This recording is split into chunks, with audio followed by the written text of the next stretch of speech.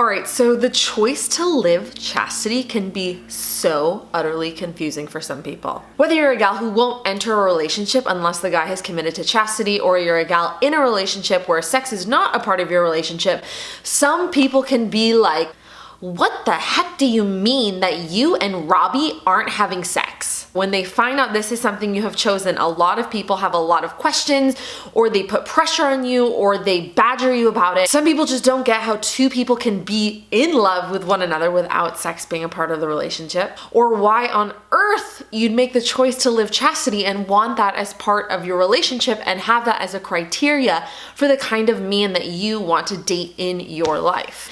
It is such a different choice.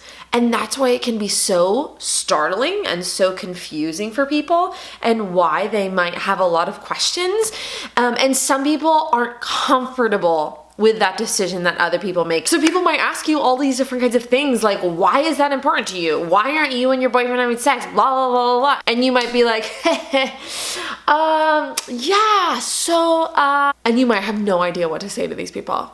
Whether they mean well or whether they don't, whether they're asking you in an accusatory or pressuring way or just a curious way, you might be like, I have no idea what to say right now. The first thing that I want you to do is to stop to consider that question of why. This template, what to say in this situation, isn't a cookie cutter, one size fits all kind of thing, because everyone has a different reason if that's something they've chosen, of why they've chosen that. Every single one of us who has made that decision makes it for a different reason, whether that's your faith, whether that's just the morals and the values and the beliefs that you hold, whatever that might be. I want you to stop to consider that question, because you want to be able to share that reasoning if that's something you're comfortable with. Sharing that answer to the why can help you explain your choice to other people. All that to say, here's a general template that you can use to kind of have some ideas of what to say when this comes up, when people ask you questions, when people pressure you about this decision that you've made in your life. You can start by saying something like, I understand my decision may be confusing because it's really uncommon these days,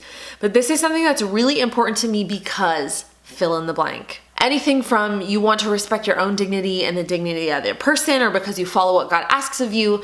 That fill in the blank is your reasoning behind why. Now, if you don't want to share your reasoning, you don't have to. Again, that's your business. The personal decisions that you made aren't, the business of everybody who asks you about them. But if you want to share that, it can be a beautiful witness to someone, because your decision is so countercultural, and it might help them to see why you've made that decision or why other people would make that decision. Okay, back to it. I'd appreciate if you respected my decision and supported me in it, rather than pressuring me about it or questioning me about it, because it's a hard decision to make, but I feel strongly about it and at peace with it.